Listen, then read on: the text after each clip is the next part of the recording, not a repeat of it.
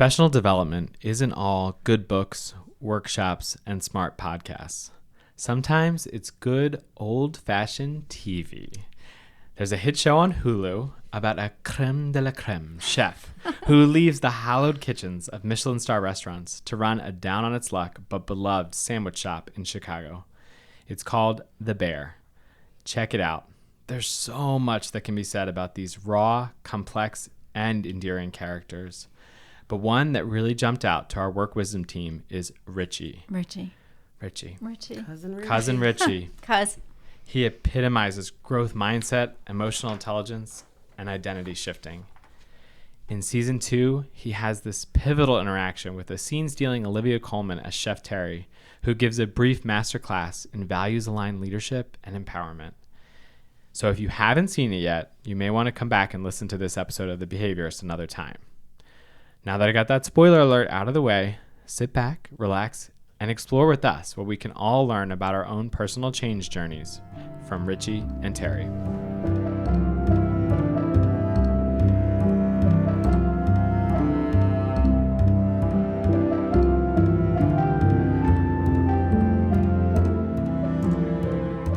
Welcome to The Behaviorist with Work Wisdom, where we help you adopt high-performance mindsets, behaviors, communication, and culture.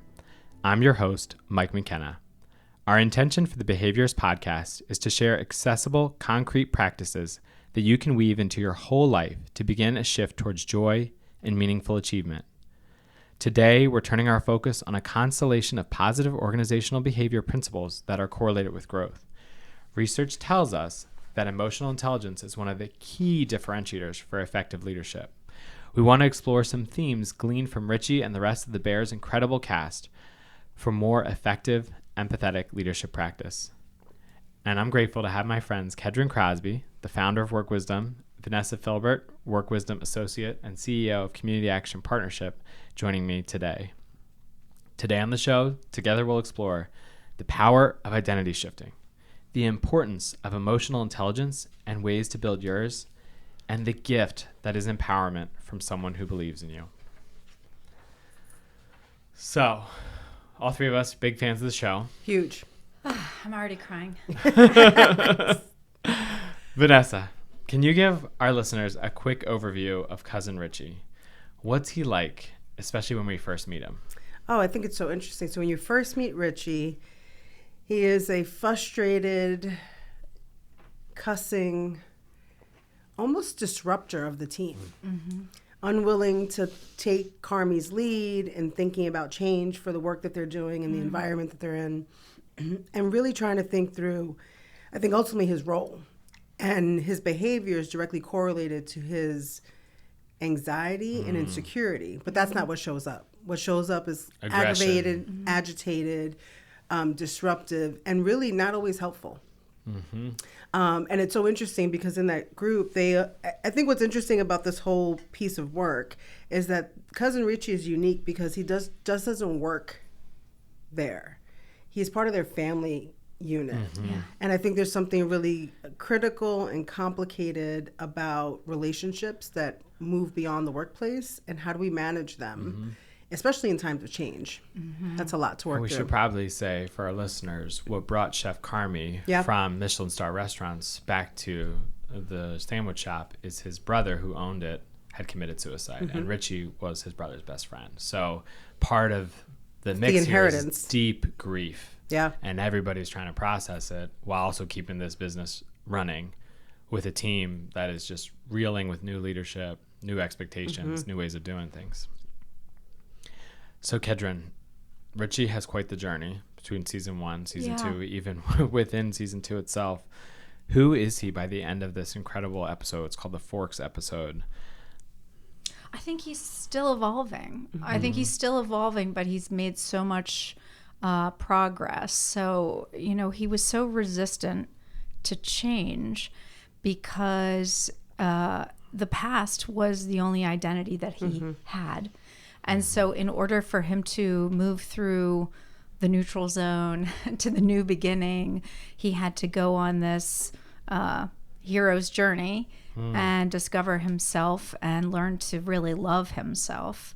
So I think he's still evolving by the end of the Forks episode, but he has learned to behave his way into self-love. He wears suits now, as he keeps saying. I wear suits now. I wear suits now. Yeah. He's always been extremely empathetic, but he's learned to be constructive. I think he's learned some things from Chef Terry about boundaries. And, when she says, I don't do favors, that kind of blows his mind. So I think he's learned to be more confident, more insightful, and just basically more constructive in how he communicates and how he sees himself. Yeah, and I think there's something about, and maybe it's just a perspective shift, that he starts to see belonging as really valuable. And I think prior to that moment in Forks, he can only focus on where he doesn't feel like he fits. So it's still about belonging, but it's the perspective in which he sees it. So, for much of those episodes, he's just feeling so out of place. And I think coming out of the Forks episode, he's trying to figure out, where do I fit? And while we're trying to solve for something, maybe the same thing, how we approach that solution does change everything. And I think that mindset shift for him is pretty significant. Yeah.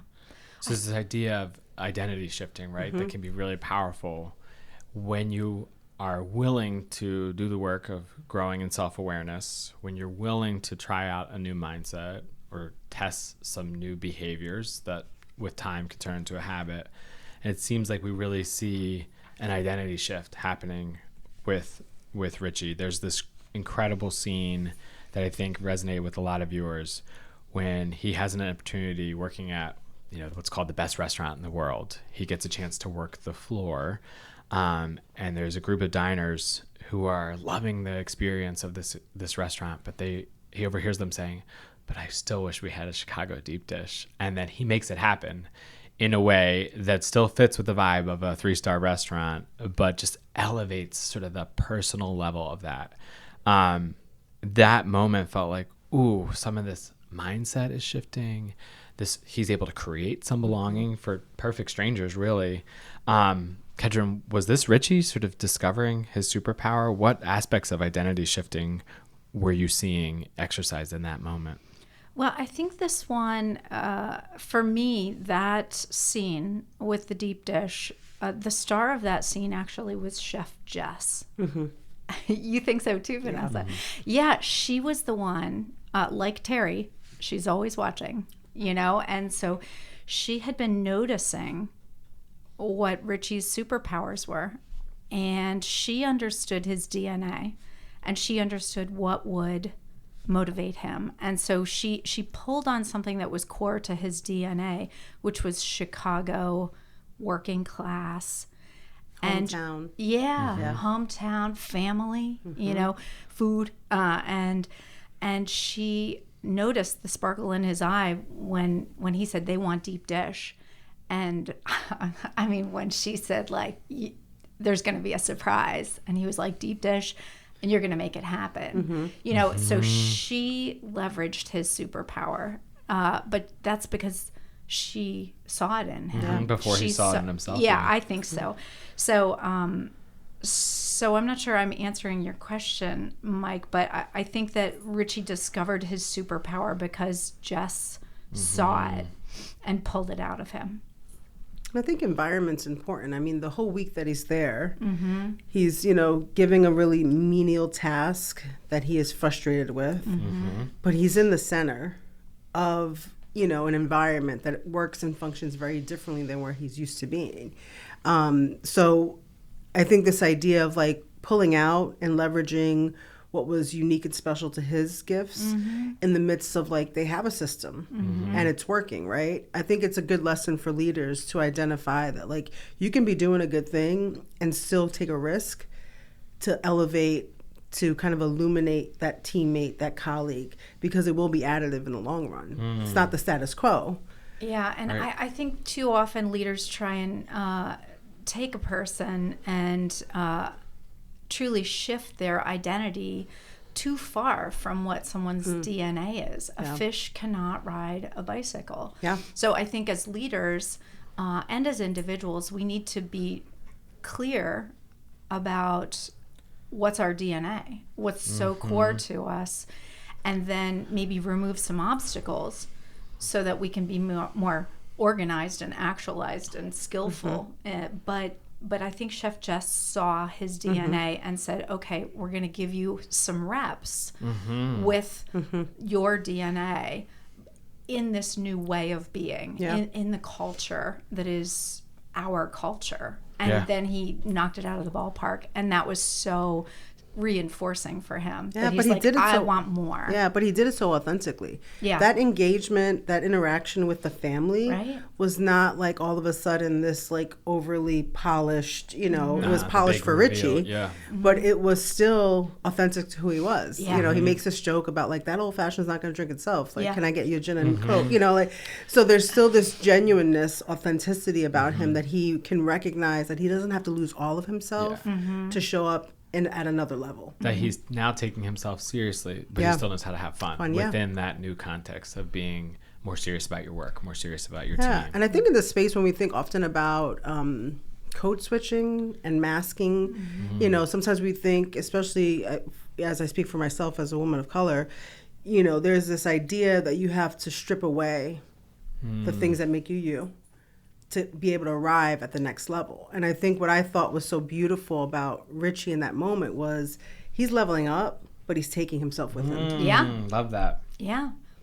Even the drink that he suggested, I think it was a very Chicago it was like working class. Very much so. Yeah. So I think that's the takeaway on this one is identity shifting really is just sort of removing obstacles to find your identity and maybe some new habits to make you more confident and maybe more organized in executing on the identity that's already there. I think when people try and shift identity, it feels inauthentic and fake. And that's not really the way to grow in inner authority and confidence. Yeah, it's a big difference shifting from shedding. We're not asking people to shed their identity. I think that definition is really helpful. Kedren. It's additive and not extracting or subtracting. Yeah. So one thing that I could imagine Richie sort of asking himself over the course of this episode is some useful questions that we talk about here at Work Wisdom that comes from the work of Byron Katie, and they're questions for authentic self-communication. So you're telling yourself a story, and sometimes that story is the obstacle that you need to remove to actually shift your identity. Yeah. So you ask yourself these questions. Is the story I'm telling myself true? Am I absolutely sure it's true? How do I react when I believe this thought? And 4, what would I be without that thought? And I think, Vanessa, to your description of him, he was being disruptive. He was being frustrated. It was like this narrative that like, I don't fit, but I still know better. And when he started asking himself a different question or answering these questions rather, saying, I'm actually not sure that it's true based on who I could be at ever, at the really high-end restaurant, he discovered some different answers to those questions. So I'm wondering, Vanessa, would you be willing to share about a time you felt like maybe you were telling yourself a narrative that wasn't helpful? Maybe it led to some frustration or resentment, but then you had a spark or an encounter or a conversation that helped you sort of flip that narrative on its head. Yeah, I mean, I have some more recent ones that I'll wait for because I'm still processing through them. But I do think back to when I, was shifting from the chief operating role at Community Action to the CEO role. And there was a lot of narratives going on, but specifically ones around like competency and do I have what it takes, comparing myself to the former, CEO and a style or an approach that I thought was maybe the way because I'd never been in that spot, and really having to navigate through this idea of like, do I even want this opportunity if I can't unsubscribe from the story? Yeah. And, I had a lot of support and push, and I got to that place. But, I remember the first few weeks, there's so much feeling of like, what am I doing here? And that having people in your life who can challenge you to say, like, where is that story coming from? But the last question that you shared here about what would I be without the thought? I think that's the question that unleashes, right? And, when I came into the role of CEO, it was 2019. 2 months later, we're in COVID. And, while leading during COVID was hard for all of us, living through COVID was hard for all of us. In retrospect, as I reflect, it was the kind of urgency that I needed to grab onto with my leadership approach, because I do work well under pressure and I do work well in crisis. So it gave me a little bit of like a soft landing ground to get my feet under me. But I remember being at... Well, I think to Kedren's point as well, like stripping away some of the distractions, focusing on one thing, what needs to be the priority, and something that you're naturally so gifted at, sort of bringing a group of people together, casting an inspiring vision despite the hardship. Yeah. And I think that comes from, like, some of us, it's part of our lived experience, right? And some of us are leadership experiences. But I remember working through that process and, kind of going at it every day and feeling like, okay, I think I'm doing it okay. But I remember being maybe a year later at a community conversation, and I was serving on a panel. And I had a colleague who I had known for 15 years, someone who I, appreciated, respected, who had been in the work longer than I had. And as we wrap up this panel conversation, she leans over to me and she says, "That's who I was looking for." Wow. And I remember her telling me a year before, when I got the promotion, she was like, "I really need you to show up. I need you to lean in. I need you to be really confident." And I'm a pretty extroverted person, so you think that all that happens automatically. But she noticed that I didn't always lean in, that I wasn't fully confident in the room. And in that moment, I realized that I had grown to another place, and it kind of clicked.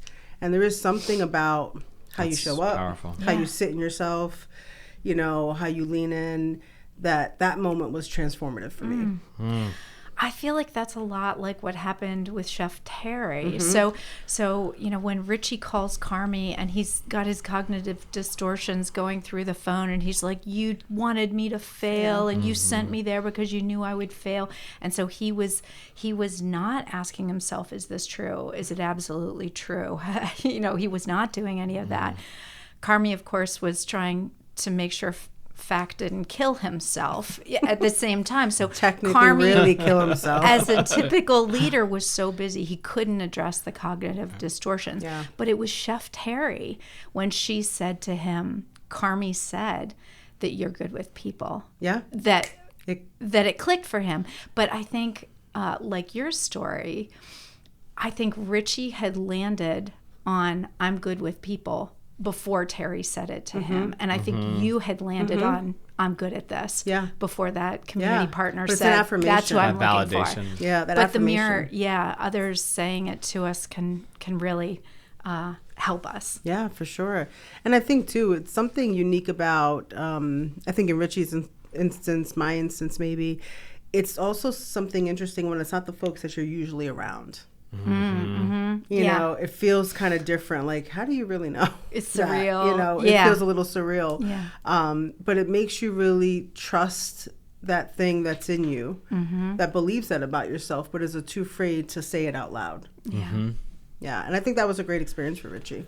It pays off in the future episodes for sure. And to your point around evolving, like if he can kind of keep asking himself those questions, season 3, I think the capacity for him to really lead the team in a different way and contribute to the team in a different way is going to be super powerful. Another theme that I really want to talk to you both about is emotional intelligence, right? At Work Wisdom, we talk about emotional intelligence all the time. One of the dimensions of emotional intelligence that I think he demonstrates, not always, but at key moments throughout the show, is high empathy. And it does show up in a big way in the second half of the second season. he's uniquely positioned to respond to his colleagues in ways that they need, in the moments that they need. I don't want to be giving away another spoiler for the end of season 2, but there's, we'll say, a moment of chaos and crisis at the end of season 2 when they're opening the new restaurant, and he engages Sydney in a really constructive way, to borrow a word that you use, Kedren. So we're in this moment of VUCA, right? Volatility, uncertainty, complexity, ambiguity happening in the kitchen at this pivotal moment, a soft opening of this restaurant they worked so hard on. But it applies for all of us in all different settings, right? Emotional intelligence can be a game changer in those complex environments. So how can we draw on that emotional intelligence to navigate uncertainty and then to foster resonance, right? Which is ultimately sort of the goal of effective emotional intelligence, resonance across the whole team. Yeah, I think that Richie is well positioned to be able to flourish in a volatile, uncertain, complex, and ambiguous environment. I believe it was the episode before Forks was the 7 Fishes episode, the Christmas dinner with Jamie Lee Curtis. And it is the epitome of volatile, uncertain, complex, and ambiguous. First of all, big claps for Jamie Lee Curtis. Yeah, wow, amazing. wow. Amazing. Everyone. I mean, the teamwork on the show is just breathtaking. So I think that, in my thinking, Richie has grown up really in this kind of VUCA environment and has emotional intelligence, but is not skillful in how he uses it. He has definitely been learning how to solve problems when emotions are involved. He has learned assertiveness, but not constructive assertiveness. He's learned self-actualization, but not constructive self-actualization, because it's family culture, whether you think of it as family culture in a family or an organization.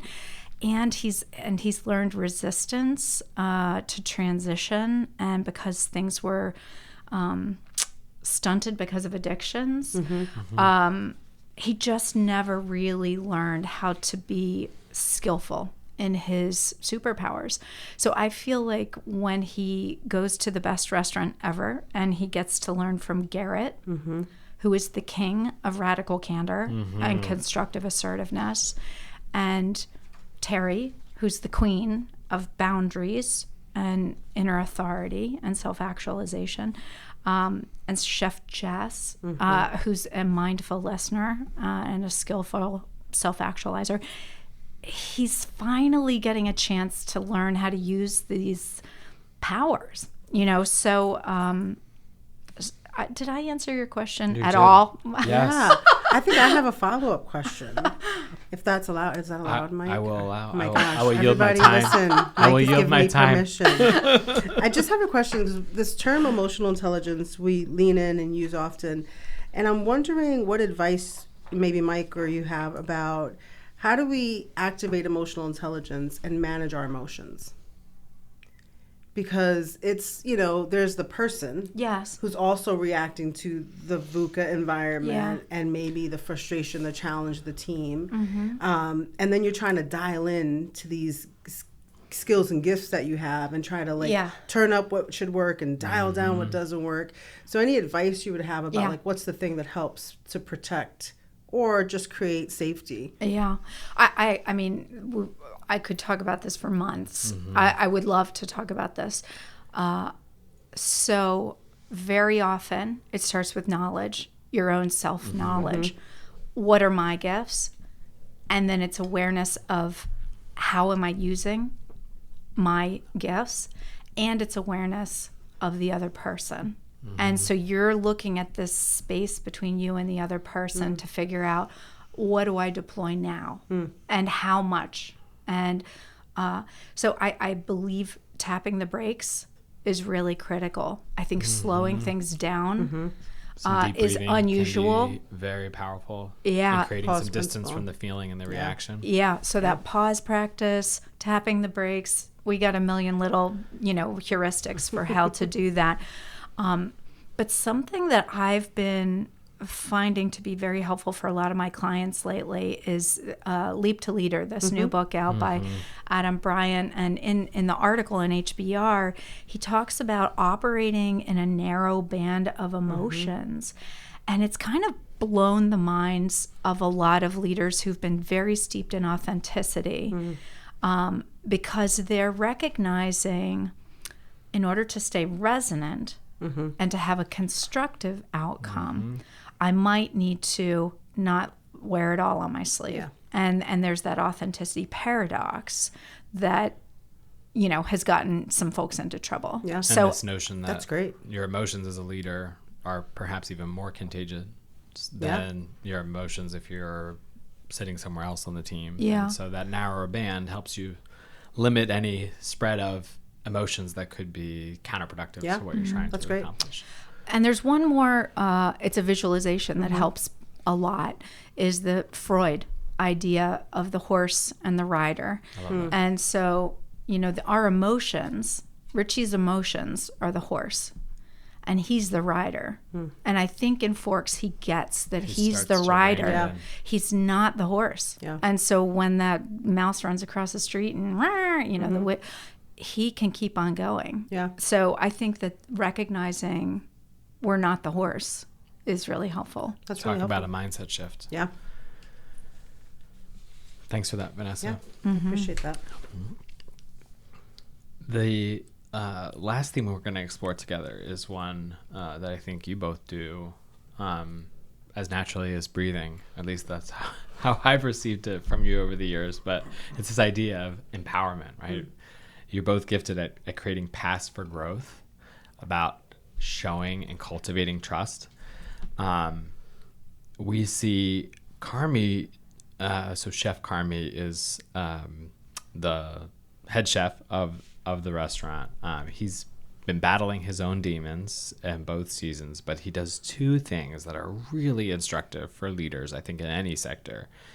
First, he and his executive chef, his right hand, Sydney, they established a ground rule for psychological safety. They had some really destructive arguments in earlier episodes. So now when one of them feels overwhelmed or hurt by something the other one's saying, they literally sign to each other, sort of rubbing their fist over their chest. You probably are hearing that on our mics because we're doing it right now too. And it stops the escalation in its place, and it sort of creates that distance that they need to say, ooh, we are on the same team here. Yeah. We might be disagreeing, but we are on the same team. And then it gives them a chance to also think about maybe where their roles are and the respective decision making in that case. The other thing that Carmi does that I think is really powerful is he puts each team member in an environment where they can discover and develop their unique gifts. We've talked a lot about Richie's immersion at Ever, the best restaurant in the world, but each member of the team has a chance to sort of level up in an environment that is challenging, but really does tap into their identity. And I think Richie, among all of those, probably felt the most lost. Kept sort of wrestling with this idea, as you said earlier on, Vanessa, like, where does he fit?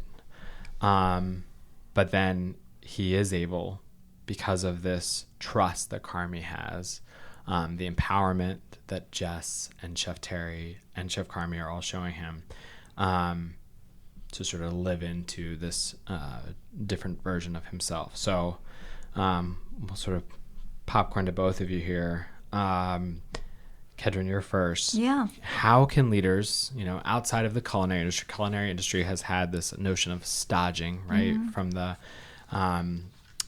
going to places to perform certain jobs to build your skill set. But outside of the culinary sector, how can other leaders try to foster a growth environment for members of their team that will help them to level up? Yeah, so many.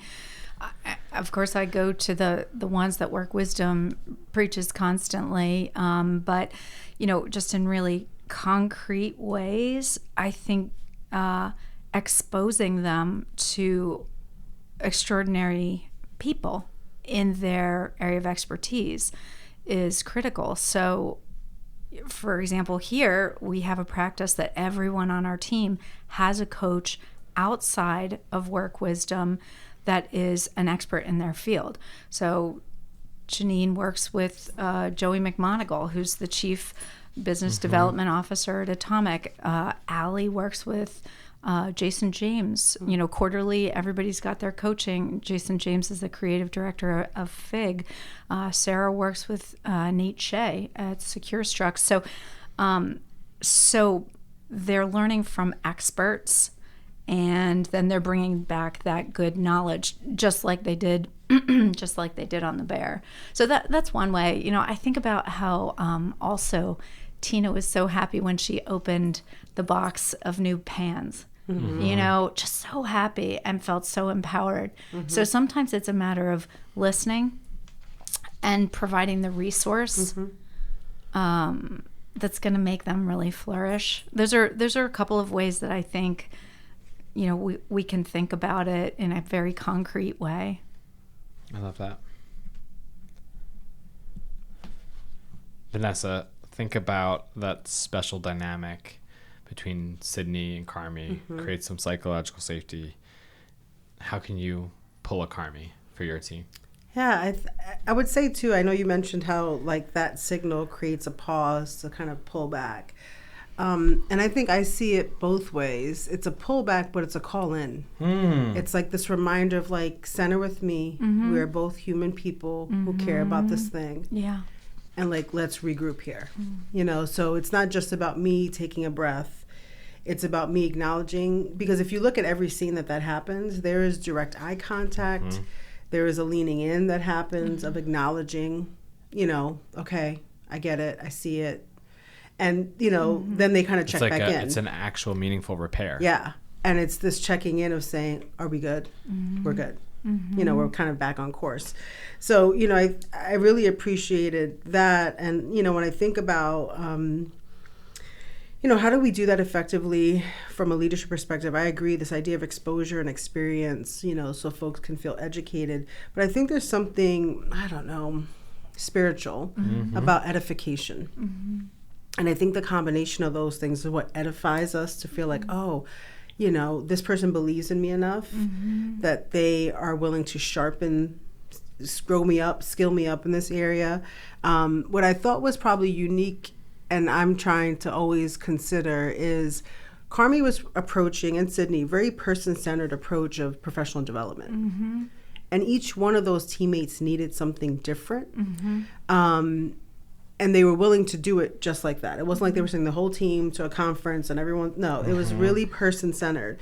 What I was maybe most appreciative of is sometimes the folks receiving the experience, the education, the edification, don't get it in the real time. You know, Tina was like, you know, not happy about all the changes. She was kind of oppositional. Richie clearly was. Oh, I forgot that gentleman's name that went with Tina to school and just was so overwhelmed by the new experience that he kind of pulled out.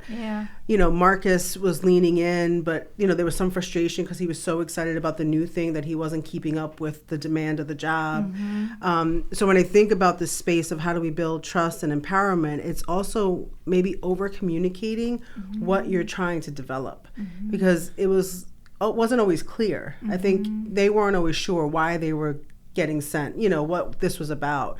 But there was noticing that Carmi and Sydney were doing with their team. And I think that's the balance, or maybe a refined approach of saying, how do I notice it and create language to it so that when there is push or pull or investment, or sometimes, you know, realizing that I have to pull things off your plate to build capacity to level you up in this next space, that people don't see that as punitive. Yeah. And there was a lot of that with Richie, right? He was really upset and really felt like it was punishment. And I think that is one of the gifts of empowerment and trust. It's not just offering it. It's helping people see the path to it so that they have appreciation for the journey. I probably wouldn't have made for as good television, but it would have been instructive for us as leaders to see, like, here's what that feedback loop looks like. It's I do see this in you. And here's how this experience is going to help you. And then creating that space for reflection. I know a lot of times in my growth journey, you know, the growth happens on the edge of discomfort. But if I don't have time for some reflection, maybe it's writing or processing with someone, like I might have just stayed in the discomfort and never got to the lessons. Yeah. And so that's something that's so critical. I love this notion of like the leader is noticing something about their team member, but then they're adding the language that communicates clearly sort of the message of the why for this particular experience. And I think it will help maybe uncover if that recipient, that team member, doesn't really believe what you've noticed, right? And then that can help. There's something that you can be doing there, or if they've been hearing it in themselves, and they get to now verbalize it at a safe place. I think both of those experiences can be transformative. And I've had experiences in different elements of my life where I felt like I was clear about something that was happening in me, and maybe what I was called to do or wanted to do or skilled to do, and wasn't always given the affirmation. And that stunts your growth. It makes you start to question your own discernment about what you know about you. But when you're in those environments where people call it out and they say, I see it too, and I see it and I'm going to invest in it, that's, I think, the thing that opens you up. I think what was so impressive about the Forks episode was the psychological safety that was modeled when the smudge happened. The smudge. The smudge. They talked about smudge. Oh my God, so much smudging. A lot. But the high expectations combined with psychological safety, that's what creates high performance. And so they were not willing to let that go. And so when I forget the name of the man who said, yeah, of course we can make mistakes here, but we have to own it with integrity and learn from it, and I think that was just beautiful because that shows the culture that is going to last forever in that organization. Yeah. Shared across the whole team. Yeah. So I think we'll want to end by celebrating a little bit more Chef Terry. So Olivia Colman's character. We saw in season 1 stressed out, hypercritical chefs. There's some really intense flashbacks for Carmi's old boss, who's played by a very mean Joel McHale. And then we get Chef Terry, who has a totally different demeanor, and who's sort of giving lessons quietly yet generously. I think there's this congruence between her values and her behavior, and then you're like, not surprised the results she's achieving. Truly, this is somebody who could create perhaps the best restaurant in the world.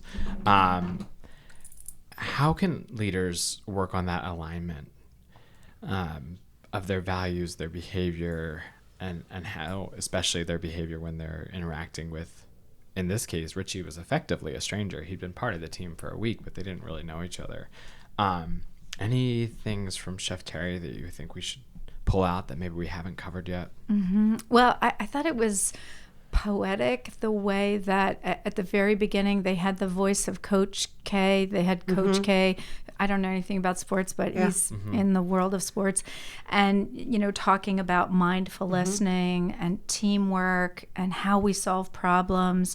And then Chef Terry is living all those things that Coach K was talking about at the very beginning. So I thought, just filmmaking wise, that was very cool. I think one of the lessons that she gives so generously is the growth is in the struggle. And, freedom's just another word for nothing left to lose. When she tells the story about having lost everything so publicly, and because of her arrogance, and how freeing that was for her, because then she could take a second risk and no biggie. If she failed again, who cares? Right. She's done it before. So I think that was really important, that idea of inner authority and paving the way to really being exceptional and having peace and joy. So I think that was part of it.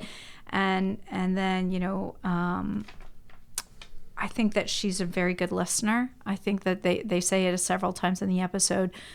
Chef Terry sees everything, or Chef Terry's watching, or something like that. So she's really attuned to the talents of others. And so she has gotten to be an expert at organizing the talent of others with very high standards. So I think that those are some of the big lessons that we get from Chef Terry, that I got from Chef Terry. I love that. Thank you. Vanessa, you have a knack for empowerment. I've seen it in practice. What from that interaction that Richie and Chef Terry had, what resonated with you? Well, I think, what I know is the first part of maybe what impacted me was that she's standing there peeling mushrooms.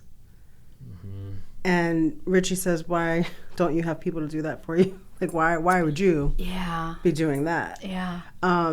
So one, it's this attention to detail. But I think what was more powerful for me was it was about her service to the expectation and to model that for her team. That, at the level of leadership that she is, with the level of responsibilities that she has, that she still finds it important and respects the gift of like peeling the mushrooms. Such a tiny little detail on a plate. I mean, that is micro tiny. Yeah, and that one was really fascinating to me as someone who doesn't really believe in traditional servant leadership. And I watched her language and played it over a couple of times because it seemed like an act of service, but then she said it's important for her so she feels attached, connected to the diner. And so it was amazing to me because it's like, yeah, she's doing this menial thing so she feels truly connected to the diner.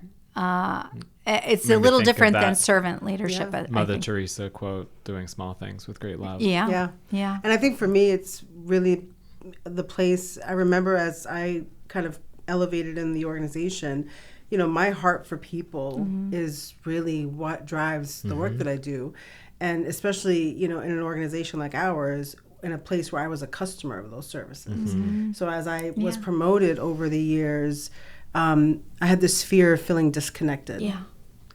And that little scene reminded me and gave me permission to say, that's why that thing that you do, that's why when you come in and you're saying good morning to our guests or, our customers, or, there's just little details if someone's unsure about how to get to a service, that I will stop and like talk it through with them and walk them to a place within the building. And it just gave me permission to recognize that like, it's not just about like servant leadership in the traditional way of like, I'm willing to roll up my sleeves and do anything.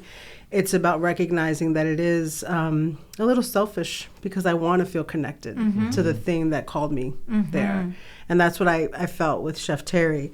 But I also, really appreciated her clarity and confidence. Yeah. There is a aura, a presence that she holds that doesn't feel like it's consuming the room, but was really creating space, because Richie was asking her lots of questions and she was very available to answer and to respond and to find where their stories were similar. And I think there's something really powerful about those moments where we get to just slow down and see people and check in, and deep appreciation for it. Yeah, the peace that she has. Oh my gosh, yeah. It's rare to find a leader who's just so emanating peace. Zen. Yeah. I think the other thing I'll say is that, she talked about how she lost everything and how she, was in this really dark place of grief and frustration. And, she mentioned I was 38 and depressed. And it was such an interesting reflection because Richie often talked about how old he was. Yeah, I noticed. And, I'm 45 and I don't have anything figured out, and I don't, and everyone else on the team was, in the work of cooking or chefing, and that wasn't his role. But, this identity piece around trying to challenge yourself around like where you think you should be at a certain time in your life, she kind of reset that for him. Said, I tried it all. I was young. I was ambitious. I was arrogant, and I lost it all. And I still came to this place later on. And I think that also was a space where Richie could be inspired to say it's not too late. Right. And then sort of putting those arbitrary targets is actually one of those stories we tell ourselves that's fair, yeah. not absolutely true. I think Chef Terry's model is a good note to end on. I want to thank you both, Kedren and Vanessa. As always, so many valuable nuggets. I get lucky to be in the host chair today, but scribbling my notes here, I'm like, oh, a lot of nuggets of wisdom that you've shared that I want to apply to my own leadership practice. And I think it's, in both cases, sort of why you do what you do. It's about uplifting people, right? And that's powerful. And I wonder if the story of this episode is really not just Richie falling in love with himself, learning to love himself, but learning to love work. Mm-hmm. I wondered if that's why they used the Taylor Swift song. Oh, yeah. Love, I think he was learning to love himself through work. And it's something we don't really talk about much, but that was something I took away from this. So I know you're trying to close us up, Mike, but I just wanted to get that in there. Do you think that was part of this? Oh my that gosh. connection is absolutely there. Yeah, okay.